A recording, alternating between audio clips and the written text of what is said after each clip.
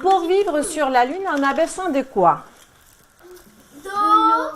On se pose des questions quelque peu futuristes au centre de loisirs Jean-Louis Barrault de Bois d'Arcy. Depuis le mois de janvier, des apprentis astronautes volontaires sont entrés en mission Lune. Donc cette année, on s'est engagé à travailler sur la Lego League. Donc ça passe très bien au niveau des enfants. En plus, ils travaillent sur tablette, donc c'est d'autant plus intéressant que sur papier. 13 équipes se sont formées dans 4 communes de Saint-Quentin en Yvelines, pilotées par l'association Ingenius en collaboration avec les différents centres de loisirs. Elles sont inscrites à la First Lego League Junior. Des kits leur sont fournis pour construire bases lunaires et robots adaptés.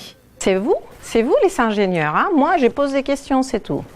C'est une rencontre bienveillante où les enfants ils vont préparer un thème.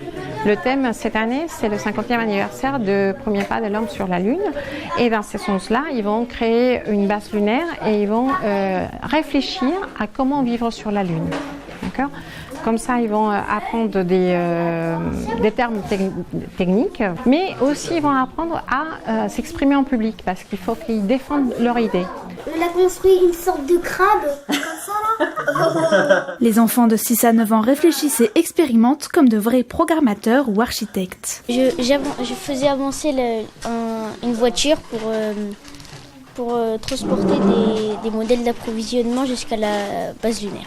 Je suis en train de faire une espèce de base et moitié base, moitié sas. Et là, je suis en train de faire les murs. Le tout pour être prêt pour la rencontre finale le samedi 13 avril. J'ai pas envie que ça se termine, mais j'ai quand même envie de voir les autres équipes s'il y a des copains comme ça qui font des missions.